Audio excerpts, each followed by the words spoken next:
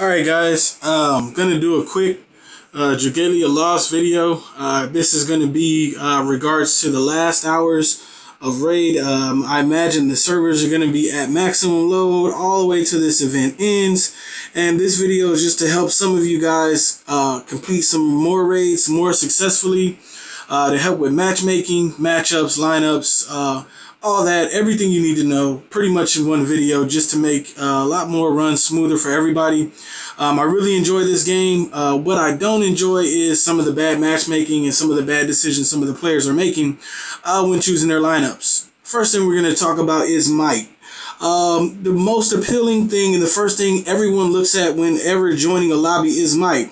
And as you can see, this team here has a very, very low might for raid, especially for expert mode and some of the other modes that are available to some of the more advanced players. Anyone joining a match with this level of might into expert is not going to be able to proceed. You're going to pretty much upset everyone in the lobby. But I want you guys to understand that low might is not always a bad thing. Okay, might is only the first indicator. All right, you got to make sure that you have the proper teams lined up. I'm going to give you an example of that. This team here is a pretty decent team. This is what you want to have for raid, going into a raid. You're going to want to have water damage dealers. Okay, you want to make sure you have water dealers, and as you can see, that's a pretty decent might score, right? We go a little bit further. This lineup is a little bit more sporadic. This lineup is what I typically see, and this lineup is not a good lineup. And the reason why it's not a good lineup is because you have a dark character and a light character. I would rather see dark or light as opposed to seeing fire or wind, but these don't have any elemental advantages, so they're not at an elemental disadvantage such as having fire. Fire is probably just as bad as having a wind character because you're not going to get the bonus, and the bonuses here are substantial. But what I want you to pay close attention to is the might level. 6,000 is probably the magic number for you to get into an expert raid. If you have less than 6,000 might, don't even consider joining an expert raid unless you have a perfect water team. And let me tell you what I mean by that. We're going to go to the next team lineup here. This team is the team that most people would accept into a raid. It has a good amount of might. That's the first indicator everyone looks at. But the reason why this team you need to further look at, and this is not a bad team, but this is not the best team, and this is why I want to talk about might. This team has 9,000 might, but this team does not have the proper setup as far as these go. If you look at your win prints, these matter. There is an event-only win print, which is a little bit further down here, which is the Paladin's Defender, okay? Paladin's Defender is going to be much more beneficial to a team, but if you can notice here, the might changes by about 74 points by having the wrong win prints, okay? And what I mean by that is these win prints are going to offer you some advantages in the fight, but they're nowhere near as good as having Paladin's Defender because that is a specific win print. This is the team that you want to take in the battle, okay? The reason why you want to take this team is because you're taking full advantage of the event-only win prints. Paladin's Defender. This win print here has 3 bonuses. It's going to give you additional resistance to burn, additional skill prep, and it's going to add 20% damage to the boss. Every time you go in to fight Phraegonoth, you're going to get 20% additional damage. This is huge. No other card offers that type of advantage. And if you fully transcend, which is another thing you want to do, if you have the possibility, this is worth more than most 5-star win prints. Most of the time, 9 times out of 10, this is going to be better to have on your characters. Okay? But what I want you to pay close attention to is the team. The overall composition of the team right now is about 500 might lower.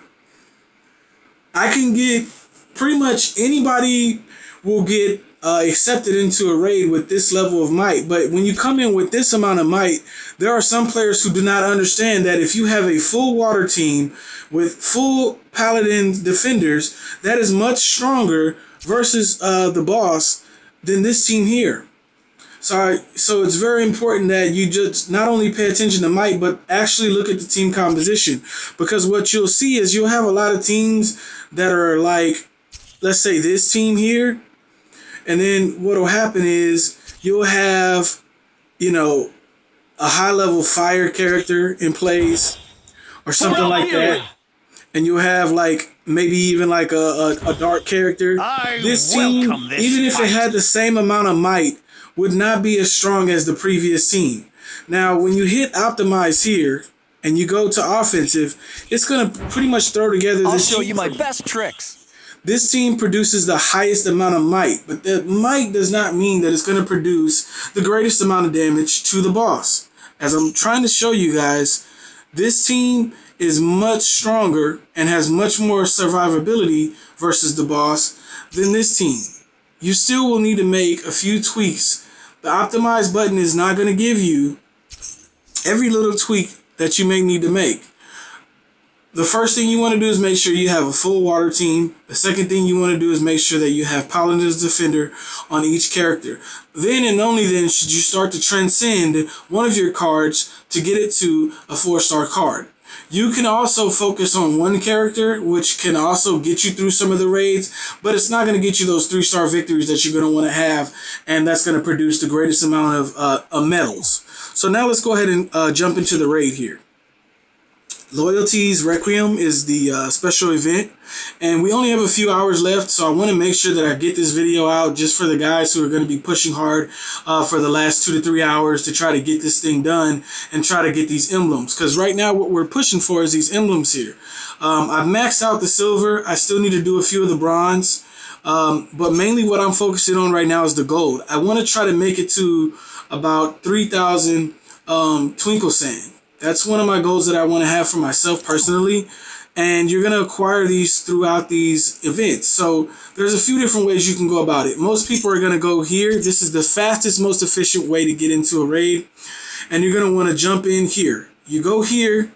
It's going to search. And you're going to look through. And typically you want to jump in someone's lobby who's about level 40 or higher.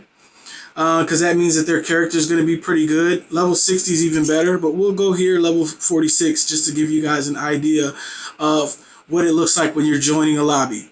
Now, the first thing you want to see is the might. And as you can see, he has less might than me, which is not a problem because he has a full water team and he's utilizing Paladin's Defender on 2 of his characters, which lets me know that he understands the importance of the cards, and he also understands the importance of the elemental advantage. So I won't mind waiting with this guy to see if we can find 2 other good characters or 2 other teammates to help us take down this boss. What we're looking for is about 10k might or another full water team. If you have 2 additional players that have about 8k might, but they have a full water team, full Paladin Defender, you're going to be able to do a lot more damage to the boss, and you're going to pretty much have a safe victory. The goal that I have, the rule of thumb, is about 32k might. If your overall might reaches 32k, which is 4,000 higher than the expert mode needed, you're going to pretty much have a 9 out of 10 chance of winning this particular battle. Now, as you get closer to 28, you know, you're kind of pushing it. There's a possibility someone can get a misstep, or they can get taken out by the boss if he comes with a powerful hit and they're not prepared for it. And a few of their characters start dropping, a team gets wiped out, or a disconnect happens, you could potentially be invested in a wasted run. So you don't want to be wasting runs. You don't want people to waste your runs. You don't want to waste other people's runs. So make sure when you're joining a raid, you pay full attention to what's going on and that you're contributing. The worst thing that I've seen is people who have very low might and have very low playability skills. Meaning that if your might is low, you need to know everything about this raid boss. You need to know pretty much where to strike, when to strike, and how to strike. And we're going to go over that. Also, I'm going to talk about it as the raid's going on. And I'll give you a few details right now because it seems like we're still waiting for a boss. Typically, it doesn't take this long. But when the raid starts, the first thing you want to do is take out the tail. If you manage to take out the tail, then you want to go after the legs. But also, while you're going after the legs, you want to make sure that you're utilizing your skills properly. Let us grow strong together. And you want to make sure that you're pretty much using your skills and timing it with the boss to cause the boss damage to be minimum. So right now we have this guy who's a dark, and he caused the raid to fail because he's reaching at this point. He doesn't have a water character as his main, and he pretty much does not have a water team. So we're running the risk of potentially losing just because we have one character who's trying to pretty much do a raid boss he shouldn't be fighting. He should be fighting the lower ones, the normal raids. He should be sticking to those for right now until he gets a full water team or increases the overall strength of his team. I'm pretty sure he's going to die before the raid's over. Unless, of course, the other three characters, which is myself and the other two guys, can carry him all the way to the end. But it's not fair to us to have to completely carry your weight every single time that you're in a raid. Especially if you're the lower tier. The lower tier guys need to be working the hardest. So that means your fingers should be tapping the screen from start to finish. But I'm going to go ahead and break down the boss to you and show you guys how to take this guy down. The first thing you want to do is take out the tail. And typically the weakest guy should lead out the march. He should actually lure the boss away and expose the tail. So now that we have the tail exposed, first thing I'm going to do is use Elisan's first skill, Brave Bastion, because it's going to boost my whole team, and then I'm going to switch to my DPS. And this guy right here, he can do a decent amount of damage. And as you can see, you want to make sure you back out of there if you don't have any skills available so you don't take any additional damage. And the boss will kind of rotate. So you just find the closest section and keep attacking. You don't always have to aim for the tail. Just sustain damage to the boss from start to finish and make sure you have a circle highlighted. If you notice, I have a circle highlighted around his tail. Around his leg here. So I'm working his tail. His leg. And the tail is gone, which is a great thing. So now we're going to keep attacking, keep sustaining damage. Throw out some special skills and timing. See that there? I took no damage from that particular skill. And my team's all doing good. We have pretty good synergy going here. The volcano should be coming pretty soon. And typically I'll save my dragons till about when the volcano comes. Because taking down the volcano with the timing that is going to give you some AoE damage. So there goes the volcano.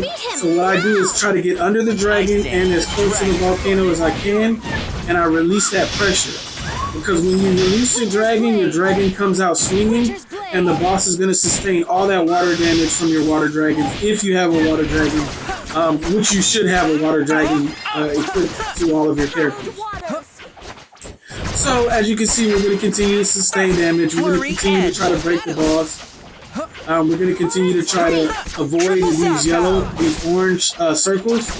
That's a warning to let you know that a big shot is coming. And if you don't have any special skills available, it's going to cause you a little bit of a problem. So, as you can see, my entire team still has nearly full health. I can switch to any one of my characters right now, and they're in great positioning. The boss has less than 50% HP. And that skill that I just used there, this character right here, has the highest survivability versus the boss. If you don't have any super strong characters, make sure that you develop her, because she'll keep them alive with the Virtuous Guard. And then you don't really want to use your weaker dragons. You want to make sure that you get to your strongest dragon and release that pressure. So there goes that pressure. There goes that special skill. All this is going to do damage to the boss. And he only has one leg remaining. So we're going to try to keep sustaining damage to that leg. We're doing beautiful here. Now we did lose two of our characters, but that's fine. Because we're sustaining damage and we're keeping the pressure on this guy long enough to cause a problem. We're getting a few good jobs from some of our teammates. Which is reassurance that they're confident that we're going to win this battle. Flurry edge. So you want to make sure you use your skills out, and then release your dragon, and then use your dragon. Make sure that your dragon is just sustaining hits. It's almost like once the legs and the tail are gone, it doesn't matter where you hit the dragon, as long as you're hitting the dragon and you're not taking any damage. This is how you want to take down any dragons at any point in time. This is how you want it to look. GG, good game. Good job. Nice. Nice. Good job. Now, guys, I know that was a lot of information in one video, so I'm going to do a couple of raids so that way you guys can kind of get into the flow of it and see exactly, how we're doing this. Because the boss is a very organic boss. That's one of the things I kind of like about this game is the boss. Even though a lot of his moves are predictable, there is still a lot of unpredictability that can happen during a raid. Okay? Now, also, this is something else I wanted to talk about, and I'm glad that I actually unlocked this during the video. Sometimes when you host a match, you're going to be able to unlock an extra raid battle. Now, if your might is not above 8,000, 8 to 9,000, do not attempt this boss, okay? Because it is very difficult to win this battle, okay? So I want you to know that when this pops up, don't go jump into it just because it's available to you. Continue to progress your characters, continue to work on your team. Basically, follow all the steps that I've already outlined up to this point, and then, and only then, should you be attempting this. I can't tell you how annoying it is to see a 6K or 7K and sometimes even an 8K fighter attempting this with the wrong team setup, with not enough paladins cards, or just not enough overall strength to take down the boss. It's pretty much a wasted run for you to join the match, and it's a wasted run for the people who are strong enough to actually complete this boss had you not joined the match. So let's go ahead and go into that. Now, one of the cool things about this is that it is kind of like a secret dungeon, special dungeon is what they're calling it. And it's one of the things that makes this game exciting to play, but at the same time, you don't want to get involved in this prematurely, because this is like hell mode, okay?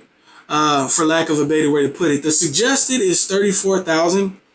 But what I'm going to tell you is you really want to get as close to 40k might as you can with the proper teams. 38,000 is a safe run. You're going to win nine times out of 10. 36,000, very slim chance. And if you're at 34,000 might, you might as well hang it up and prepare to come back into the battle, because you're not going to win. Okay, now keep in mind you do need some of these little purple guys right here, which is another reason why I don't recommend jumping into it right when it's available, because you're going to want to hit this guy multiple times. So what you really want to do is rack up enough of these purple guys and rack up enough might to successfully take down the boss.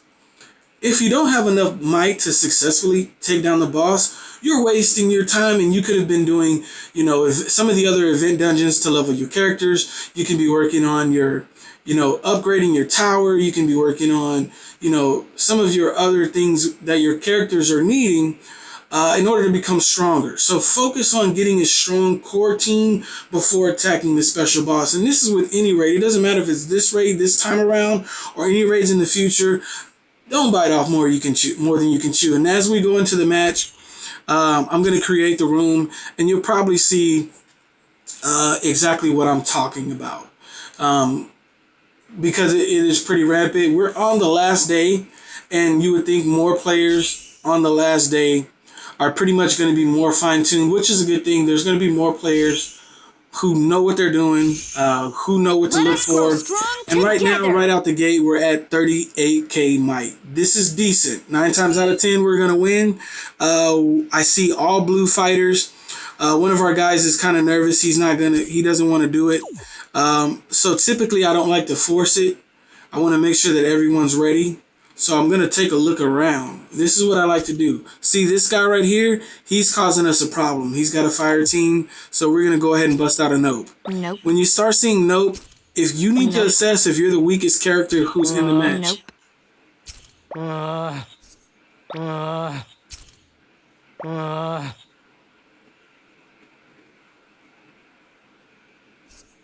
Now is our On my way. Now is our chance. Now is our chance. For real? Now is our chance.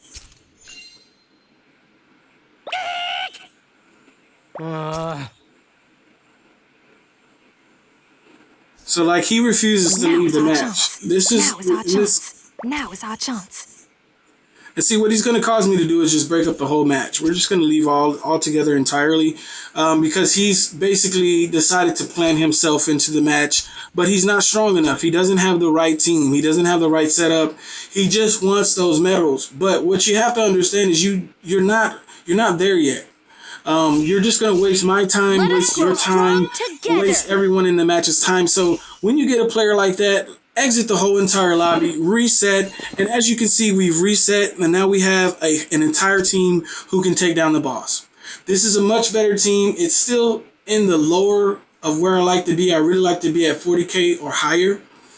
But it's a full water team, and we have two guys that have over 10k might. 10k might means that you're going to be able to do some considerable amount of damage to the boss and sustainable damage to the boss, and your team survivability is going to be pretty good, because he can only deal so much damage at a time from any given one of his strikes. So now here goes the special raid. I'm showing you guys this because I want you guys to understand how it works, so that way some of you guys that are like the previous guy aren't in these types of raids. You're not ready yet. Make sure that your team is ready.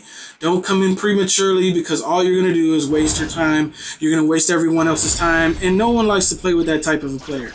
So I'm going to lead the pack because I have the lowest might in the match. But typically what I'll do is I'll try to go ahead and do my team buff, and then I'm going to take over with my DPS.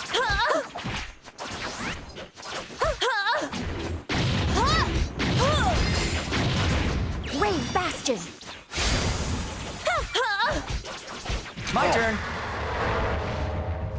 He's not ready to give up. Flurry Watch out edge. for a big one. So like I said, try to find the nearest point, either the legs or the tail, and do as much damage as you can without getting hit. Gonna blow. We need to beat him now.